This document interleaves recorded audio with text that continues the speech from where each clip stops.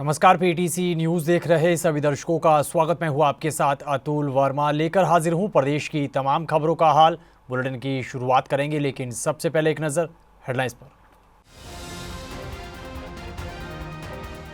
फांसी के पूर्व एसडीएम को पुलिस ने किया गिरफ्तार। दलित कर्मचारी के साथ यौन उत्पीड़न के मामले में हुई गिरफ्तारी। कई धाराओं के तहत दर्ज हुए हैं केस। योगी आदित्यनाथ के बटेंगे तो कटेंगे वाले नारे पर मुख्यमंत्री नायब सैनी ने दी प्रतिक्रिया। बोले, देश की अखंडता के लिए सभी को सचेत होने की है जरूरत।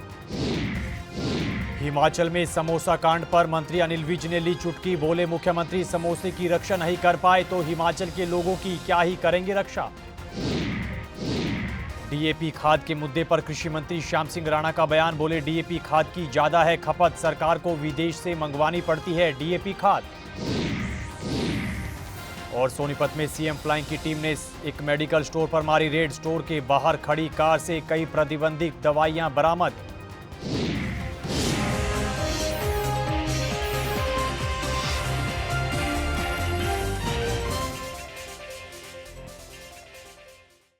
चलिए बुलेटिन की शुरुआत करेंगे बड़ी खबर के साथ। दलित कर्मचारी के साथ यौन उत्पीड़न के मामले में हांसी के पूर्व एसडीएम को पुलिस ने गिरफ्तार कर लिया है। और इस खबर पर ज्यादा जानकारी के लिए हिसार से हमारे पीटीसी संवाददाता संदीप सैनी फोन लाइन पर हमारे साथ जुड़ रहे हैं। संदीप, क्या और ताजा अपडेट है, बताइएगा हमारे दर्शकों को। जी, इन्हें आज गिरफ्तार किया गया है। अभी इनका मेडिकल करवाया गया है। जो एक्सीएस अधिकारी हैं कुलभूषण, इनके ऊपर आरोप लगे थे यौन शोषण के। और एक मेल जो कर्मचारी है दलित, उसने ये आरोप लगाए थे। और 2 दिन पहले ये मामला सामने आया था और इनकी एक अश्लील वीडियो भी वायरल हुई थी। उसके बाद इनको सस्पेंड कर दिया गया था और देर शाम को इनके ऊपर मामला दर्ज हो गया था। ये 7 तारीख का वाक़या है और आज इनकी गिरफ्तारी हुई है और अब से कुछ ही देर में इनको कोर्ट में पेश किया जाएगा। जी अतुल। संदीप, जो दलित कर्मचारी, जो पीड़ित कर्मचारी है, उनके क्या कुछ आरोप हैं वो बताइएगा।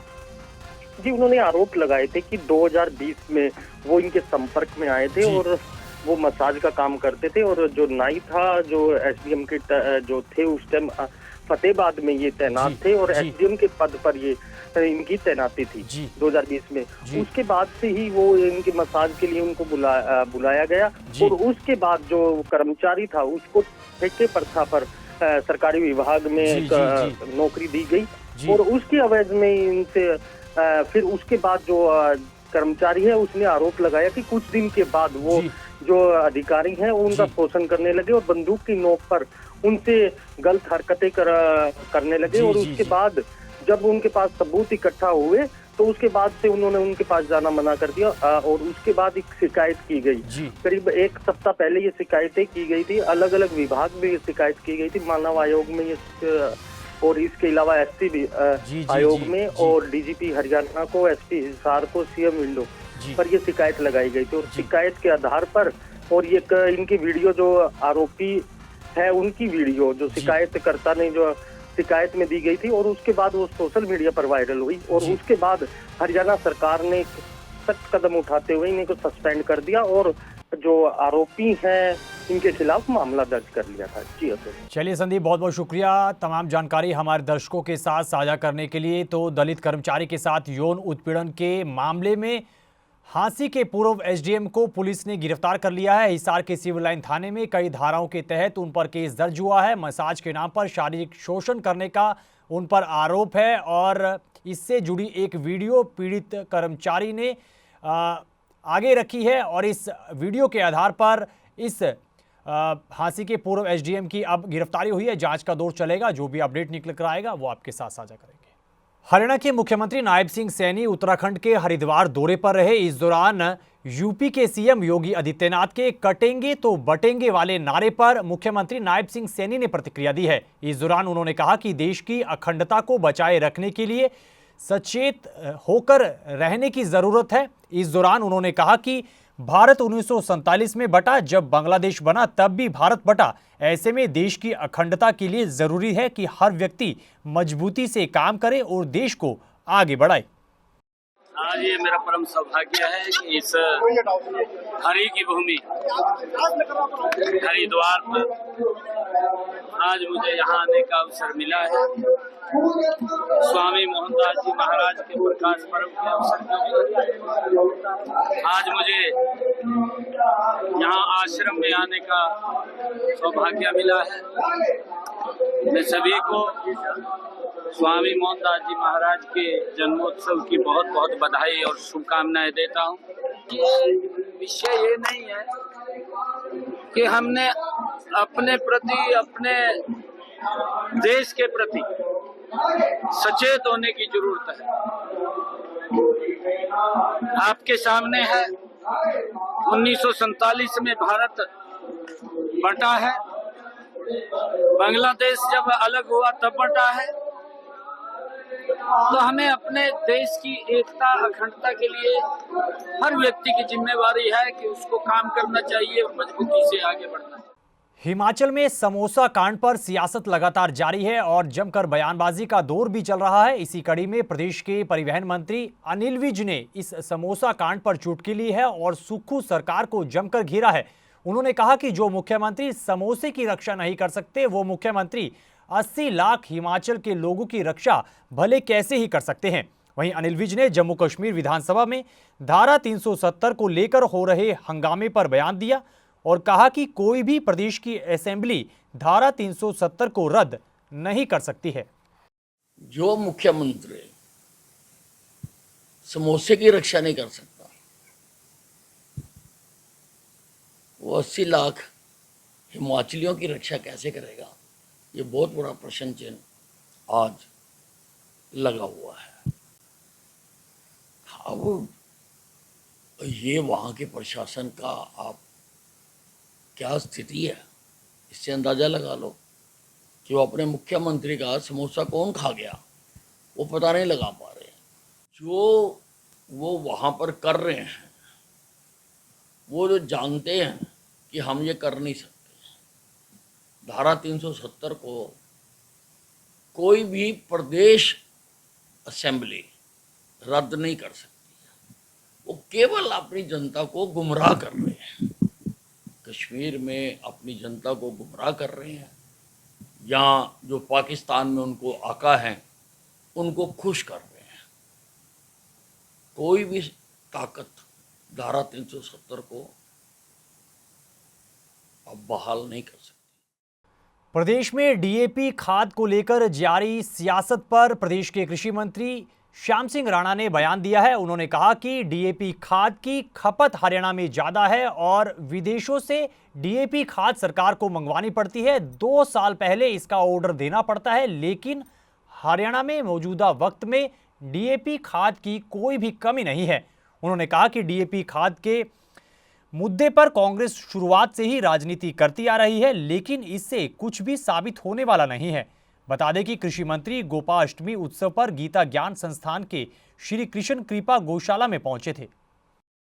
देखिए, ये तो हमारा जो कृषि प्रधान देश है और खेती हमारी खुले आसमान में है, बहुत बड़ा सेक्टर है एग्रीकल्चर का। इसमें जो खाद है डीएपी, वो विदेश से आता है, साउथ अफ्रीका से, और वहाँ से हमारे को 2 साल पहले बुकिंग करानी पड़ती है इसकी, और आ भी रहा है। हर रोज़ एक ट्रेन आ रही है लगातार। दिक्कत तो कोई आएगी नहीं, लेकिन खेती करने वाले हमारे भाई जो हैं, ये 2 महीने का सीजन है लंबा, वो खाद एक एकदम लेना चाहते हैं भाई 2 महीने तक जो हमारी फसल वो हो जाए, उसमें दिक्कत आ जाती है। कोई कमी नहीं आएगी खाद की। डीएपी के नाम राजनीति शुरू होगी, कांग्रेस को मुद्दा मिल गया, डीएपी की खाद तो मिली नहीं, कांग्रेस को खाद मिल गई। कांग्रेस बात तो आपकी ठीक है, कांग्रेस तो परेशान है, क्योंकि पहले तो वो सरकार बनाए बैठे थे, अब उनके हाथी घोड़े तो खाली जाने लगे, तब उनको कोई ये है अभी बयान दे के लीडरशिप को कायम रखना चाहते हैं, बाकी कोई। वहीं मुख्यमंत्री नायब सिंह सैनी ट्रेन से सफर करते हुए नजर आए हैं। बीते दिन नायब सिंह सैनी चंडीगढ़ से ट्रेन में बैठकर दिल्ली पहुंचे। इस दौरान यात्रा में मुख्यमंत्री ने जरूरी कार्यों की समीक्षा की, अधिकारियों के साथ चर्चा भी की। वहीं दिल्ली पहुंचकर मुख्यमंत्री ने कई केंद्रीय मंत्रियों से मुलाकात की है। वहीं मुलाकात के बाद सीएम सैनी पत्रकारों से रूबरू हुए हैं। दिल्ली में बढ़ते प्रदूषण को देखते हुए ट्रेन से सफर उन्होंने किया है और लोगों को भी संदेश दिया। आपको बता दें कि नायब सिंह सैनी दूसरी बार मुख्यमंत्री बनने के बाद चंडीगढ़ से ट्रेन में सफर कर पहले दिल्ली दौरे पर पहुंचे। 10 सालों से केजरीवाल के हाथ में भी दिल्ली है। यही केजरीवाल है जिसने ये कहा था कि मैं यमुना को साफ करूंगा। सबसे बड़ा पोल्यूशन तो दिल्ली के अंदर है। इसको उसके ऊपर चिंता करनी चाहिए। आज तक यमुना के ऊपर कुछ नहीं किया। यमुना के अंदर जो 28 नाले गंदे पानी के गिरते हैं उनके बारे में विचार नहीं किया। केजरीवाल साहब बात तो करते हैं बड़ी बड़ी, सजाबाग तो लोगों को दिखाते हैं, बड़े बड़े सजाबाग दिखाते हैं, परंतु वो लोगों के लिए है, अपने लिए तो शीश महल है। अपने लिए शीश महल खड़ा करते हैं, लोगों को पोल्यूशन के अंदर खड़ा करते हैं। ये केजरीवाल की सोच है और लोग समझ चुके हैं केजरीवाल को भी, कांग्रेस के झूठ को भी समझ रहे हैं, केजरीवाल के भी समझ रहे हैं। और आने वाले समय के अंदर इन लोगों को देश की और प्रदेश की ये जनता सबक सिखाने का काम करेगी। खबरों में आगे बढ़ेंगे, अगली खबर का जिक्र करेंगे। हरियाणा के सोनीपत में सीएम फ्लाइंग की टीम ने एक मेडिकल स्टोर पर रेड मारी है। इस दौरान मेडिकल स्टोर के बाहर खड़ी एक कार से सीएम फ्लाइंग की टीम को कई प्रतिबंधित दवाइयां मिली है। सीएम फ्लाइंग टीम के अधिकारी ने बताया कि उन्हें सूचना मिली थी कि कुछ मेडिकल स्टोर पर नशे में इस्तेमाल होने वाली प्रतिबंधित दवाओं की बिक्री धड़ल्ले से हो रही है, जिसको देखते हुए गांव बयापुर स्थित एक मेडिकल स्टोर पर रेड की गई। उन्होंने बताया कि इस दौरान टीम ने दुकान में दवाओं के रिकॉर्ड को चेक किया है और दवाइयों की जांच भी की है, लेकिन वहां पर कुछ भी गड़बड़ी नहीं मिली है। सोनीपत गांव बयापुर में सूचना प्राप्त हुई थी कि प्रोहिबिटेड दवाइयां ये डीपी मेडिसिन स्टोर वाला बेच रहा है, जिस पर डीसीआईओ को साथ लिया, ड्रग कंट्रोल को साथ लेके उन्हें एक टीम गठित की गई। चेकिंग उन्होंने की है, इसके डॉक्यूमेंट्स चेक किए हैं, दवाइयां चेक की हैं। तो सोर्स ने बताया कि जो उसके सामने गाड़ी खड़ी है उस गाड़ी में प्रोहिबिटेड दवाइयां हैं। फिर उन्होंने इस गाड़ी को उससे खुलवा के चेक किया है, उसने अपने सामने दिखाया है कि उस गाड़ी में प्रोहिबिटेड दवाइयां हैं। डॉक्टर साहब ने उसको कंफर्म किया है, उनसे से बैच नंबर वगैरह इसलिए हटाया हुआ है।